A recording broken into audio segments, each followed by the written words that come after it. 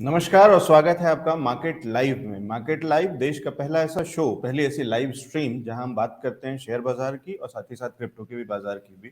समझने की कोशिश करते हैं इन बाजारों की हलचलों को, इनके उतार चढ़ाव को, और उस उतार चढ़ाव के बीच से उस एक्शन पैक्ड दिन जो होते हैं बाजारों के, उसमें हम कोशिश करते हैं कि कुछ ऐसे मौके निकाल करके लाएं जो आपके साथ में साझा किए जाएं, जहां पे हम डिस्कस कर सकें कि क्यों ये मौके हैं, कैसे इनमें मुनाफा कमाया जा सकता है और ये क्यों ये मौके बन रहे हैं। ये सारी चीजों पे बात करेंगे और ये सारी चीजें समझने की कोशिश करेंगे आज। और इस सब में मदद हमारी करते हैं खास मेहमान, वो लोग जो इस बाजारों को, इन चीजों को बहुत अच्छी तरह से समझते हैं, इसके एक्सपर्ट्स हैं, और वही हमें बता पाते हैं कि इसमें से करना क्या चाहिए और क्यों करना चाहिए। तो क्यों बहुत जरूरी है, क्योंकि हम बात कर रहे हैं अर्निंग विद लर्निंग की। तो यहाँ पे जहाँ कमाई होनी चाहिए, साथ ही साथ उस मुनाफे के साथ में मुनाफे का कारण भी पता होना चाहिए कि ये मुनाफा क्यों आया, कैसे आया, और इसको आगे कैसे याद रखा जाए, यानी कि हम और आगे कैसे बढ़ा सकें। इस क्रम में हमारे साथ में खास मेहमान जुड़ते हैं, और आज एक खास नाम, एक बड़ा नाम, देश के जाने माने हस्ती जो कि शेयर बाजार के अंदर में बहुत मजबूत पकड़ रखते हैं, बारीकियों से को समझते हैं और उसकी नब्ज को पकड़ के रखते हैं, वहां से समझ के हमें बताते हैं कि किस तरीके से बाजार के अंदर में क्या हाल है और उस बाजार के हाल के अंदर में काम क्या किया जा सकता है। हमारे साथ में जुड़ रहे हैं विशाल वाघ जी, हेड हैं बोनांजा पोर्टफोलियोज के और उन रिसर्च के, और उस वहां से समझने की कोशिश करते हैं कि उनकी रिसर्च क्या कहती है। बहुत स्वागत है विशाल सर हमारे शो पर। Good morning sir. Very good morning Alex. जी, विशाल सर, सबसे पहले तो कुछ सिल्वर लाइनिंग्स दिखना शुरू हो गई हैं, कुछ रिकवरी है। हम ठीक है कि हम जिन लेवल्स पे एक्सपेक्ट कर रहे थे उन लेवल्स से ना आकर के कुछ और लेवल्स थोड़ा और नीचे जा करके चीजें शुरू हुई हैं, लेकिन उसके लिए भी बहुत सारे अनएक्सपेक्टेड से और बहुत ही अनचार्टेड टेरिटरी जैसी चीजें कह लें अगर हम, कि इस समय बाजार या सिचुएशन कंडीशन उस तरीके की है कि बहुत सारी चीजें बाजार ने एंटिसिपेट नहीं करी थी। सीधी सी बात है, ओमिक्रॉन कोई नहीं जानता था, पहले कोविड ही कोई नहीं जानता था। उन सब चीजों से हम पार पा गए और हम समझ रहे थे कि अब जब चीजें नॉर्मल हो रही वापस, जैसे थी पहले वैसी हो रही हैं, वहीं फिर कुछ नए नए वेरिएंट्स, नई नई चीजें आ रही हैं, तो वो थोड़ा सा बाजार को परेशान करती हैं। लेकिन उस परेशानी को भी शायद हम पार कर रहे हैं, पूरा पार कर गए हैं, उससे ऊपर निकल गए हैं, उतना कंफर्टेबल हैं, या अभी भी आपको कुछ संशय है कि ये जो छोटी सी जो हमें एक रिकवरी दिख रही है, क्या ये सस्टेन होने वाली है या अभी संशय है इसमें? एक्चुअली जो बेसिंग फॉर्मेशन जब भी मार्केट में रेडी होता है, now we are talking something about correction is over and we are creating a basing formation. और जब भी ये बेसिंग फॉर्मेशन मार्केट में रेडी होते हैं, तभी एक चीज जो देखने को मिलती है वो है वोलेटिलिटी। ओके, तो हम लोग आज के डेट में वो वोलेटिलिटी कंटिन्यूअसली देख रहे हैं। स्पेसिफिकली एक जो आखिरी ये होता है, जो उसको हम लोग बोलते हैं लास्ट थ्रस्ट, जो हम लोगों ने कल स्पेसिफिकली या पिछले 2 दिन में स्पेसिफिकली देखा कि अपर साइड में कहीं ना कहीं 500 पॉइंट हम दोनों दो दिन में 500 नहीं, मैं मेरे हिसाब से 600 पॉइंट्स 2 दिन में हम लोगों ने जी, 600 वाइप आउट पॉइंट्स की। जी। 600 पॉइंट वाइप आउट किए, जहां पे अगर मैं पकड़ू तो 3% वाइप आउट है। लेकिन ये दरमियान मार्केट ब्रेथ जो रही वो कहीं ना कहीं स्ट्रांग रही। ओके, तो मार्केट ब्रेथ कहीं ना कहीं बुल्स के फेवर में रही, तो कहीं ना कहीं नीचे की स्तरों पे एक एक्यूमुलेशन अच्छे स्टॉक में होते हुए दिखा, और गिने चुने 10-12 स्टॉक गिरने के कारण निफ्टी नीचे में जाता रहा।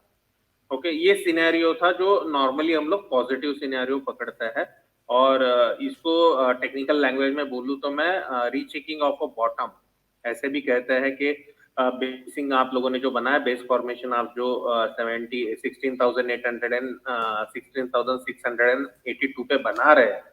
ओके, वो बेस जो लो बना है, उसमें स्ट्रेंथ है कि नहीं, वो लेवल पे बाइंग आ रहा है कि नहीं, ये देखने के हिसाब से मेरे हिसाब से कल का एक सेल ऑफ जो था वो एक लास्ट थ्रस्ट था, उसके हिसाब से एक सेल ऑफ मार्केट था।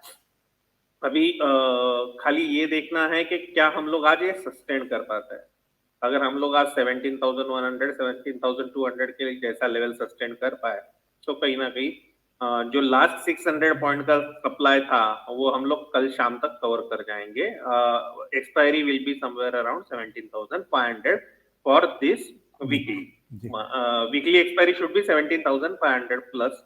जहां पे ये कंफर्मेशन हम लोगों को आ जाएगा कि या we are out of the wood, and then we need to search for the better place to buy.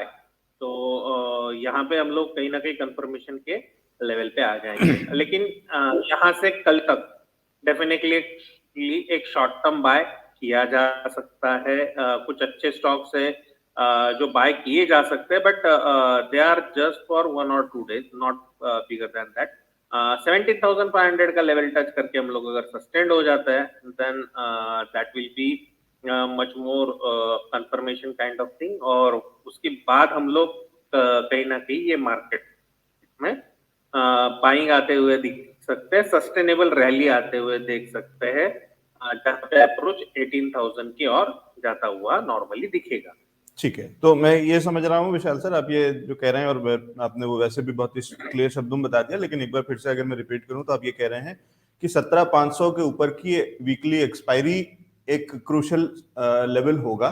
वो अगर हम पा जाते हैं और अगर हम पहुंच जाते हैं वहां तक, यानी वीकली एक्सपायरी यानी थर्सडे तक अगर हम 17,500 के ऊपर तक पहुंच जाते हैं, यानी फिर से रिकवरी आ जाती है, वो जो 600 पॉइंट की 2 दिन के पीछे की गिरावट है वो अगले 2 दिन के अंदर में वापस से अगर हम रिकवर कर जाते हैं, तो ये केवल एक रीटेस्टिंग था और वो उससे हम पार होकर के और वापस से फिर शायद थोड़ा सा रिकवरी मोड में एक्चुअली आ जाएंगे, इंस्टेड ऑफ जो थोड़ा सा भी हम कहीं ना कहीं करेक्शन मोड में थे उसकी जगह वो वापस से रिकवरी मोड में आ जाएगा। और आप कह रहे हैं 17,500 के ऊपर जब हम निकलते हैं तो थोड़ा एक कंफर्मेशन होगा कि अब यहाँ से हम और बाइंग शुरू कर सकते हैं। फिलहाल जो डेफिनेटली है जी जी ठीक है, तो फिलहाल जो लेवल्स हैं, क्या इसमें अभी कुछ भी बाइंग नहीं करना और अभी केवल 17,500 का वेट एंड वॉच है? नहीं, मैं वेट एंड वॉच नहीं कहूंगा। ये दरमियान भी बहुत सारे अच्छे खासे बाय ट्रिगर्स है। स्पेसिफिकली ग्लोबल स्पिरिट जैसा स्टॉक है, बीएमएल के जैसा स्टॉक है, ये आपका भेल के जैसे स्टॉक्स है। उसमें भी मैं ये बोलूंगा कि रिलायंस इंडस्ट्रियल इंफ्रा जैसा स्टॉक है। गिने चुने जो 5-6 स्टॉक्स है जहां पे ब्रेकआउट्स आने की उम्मीद है या आ चुके हैं, ऐसे स्टॉक्स में हम लोग डेफिनेटली बाय कर सकते हैं। इवन मार्केट नीचे भी आएगा तो ये ब्रेकआउट सस्टेन करने के चांसेस ज्यादा है। तो ये स्टॉक बढ़ते रहेंगे और we can hold this kind of stocks. तो रिलायंस इंडस्ट्रियल इंफ्रा की बात करते हैं, RIIL, जो अभी मेरे हिसाब से 860 प्लस चल रहा है, 825-60 पे है। ओके, ऊपरी स्तरों से हम लोगों ने नीचे ऊपरी स्तरों में से हम लोगों ने वापस इसमें सप्लाई देखा है। तो मेरे हिसाब से थोड़ा सा भी इसको वेट करना पड़ेगा। जो पिछले 15-20 मिनट में हम लोगों ने सप्लाई देखा है उसके हिसाब से थोड़ा सा वेट करके इसमें काम करना पड़ेगा। वी कैन जो सप्लाई है वो हेवी है, तो इसको 860 के ऊपर जाता है ये स्टॉक में तो बाय डेफिनेटली बन सकता है। और वहां से कहीं ना कहीं तेजी जो बनेगी वो 1,000 रुपीज के लिए बनेगी, जहां पे स्टॉप लॉस का लेवल 800 के नीचे का रहेगा। तो ये आज के डेट में रिलायंस इंडस्ट्रियल इंफ्रा का पैटर्न बन रहा है। दूसरा जो पैटर्न मुझे बनते हुए दिख रहा है वो कहीं ना कहीं ग्लोबल स्पिरिट में बनते हुए दिख रहा है जी, लेकिन बड़ी बढ़त है ग्लोबल उसका। स्पिरिट में ऑलरेडी मेरे ख्याल से 10% 11% के आसपास की बढ़त ऑलरेडी एक दिन में दिखा चुका है। तो क्या ऑलरेडी दिखा चुका है, यहाँ से भी आगे बढ़त दिखाने की उम्मीद इसमें रहेगी। न्यूज फ्लो क्या है मैं नहीं जानता हूँ और ना ही उसमें वो इतना कॉन्सेंट्रेटेड करना चाह रहा हूँ, लेकिन जो अभी मुझे सामने सामने दिख रहा है, एक अच्छे खासे कंसोलिडेशन के बाद एक ब्रेकआउट पैटर्न उसमें बना हुआ है, और ये पैटर्न कहीं ना कहीं जाके 1500 के लेवल कट करते हुए आपको आगे आने वाले दिनों में दिखेगा, जहां पे आज का लो एज अ स्टॉप लॉस करके आपको रखना चाहिए। और 1500 प्लस अगर ये स्टॉक निकल जाता है तो वहां से एक नई तेजी की शुरुआत ये स्टॉक में होगी। जो भी कंसोलिडेशन करना था वो कंसोलिडेशन कहीं ना कहीं खत्म हुआ दिख रहा है। आगे और एक स्टॉक की बात करते हैं जिसमें है आपका भेल। भेल में आपको 63 के जैसे लेवल कट होते हुए दिखेंगे, तो वहां से हम लोगों को कहीं ना कहीं ऊपरी स्तर आते हुए दिखेगा 70 से लेके 74 तक का।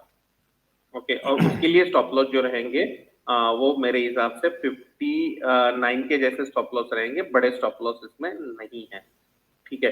तो 2 रुपए के स्टॉप लॉस से आपको 10 रुपए तक का रैली इसमें देखने को मिलेगा। 10 रुपया बेल के लिए मतलब 15% का टारगेट होता है। जी उसके ठीक। बाद का हम लोगों ने 3 स्टॉक डिस्कस किए, और एक स्टॉक जो मैंने इनिशियली बोला था भेल, हाँ, बीईएमएल। ओके, बीईएमएल और बेल ये दोनों भी स्टॉक है। बीईएमएल में ऊपरी स्तरों पे एक प्रॉफिट बुकिंग आज दिख रहा है, तो इसको बाय ऑन डिप का सजेशन रहेगा। नियर टू 1950 से लेके 1900 के बीच में इसको बाय करना चाहिए। 1850 का इसमें स्टॉप लॉस रहेगा। अपर साइड टारगेट जो है वो 2200 से लेके 2400 तक के लिए ओपन रहेंगे। ठीक है, और लास्ट वाला दे देता हूं मैं, बेल। ओके, बेल में यहाँ पे एक कंसोलिडेशन जोन बनता हुआ दिख रहा था 210 के आजू बाजू। वो 210 का कंसोलिडेशन जोन आज कट किया हुआ है, तो इसमें कहीं ना कहीं 200 रुपए करना है। ऊपर में 225 से लेके 230 तक के टारगेट इसमें बने रहेंगे। तो ये कुछ अपॉर्चुनिटीज हैं जहां पे कॉन्सेंट्रेट किया जा सकता है।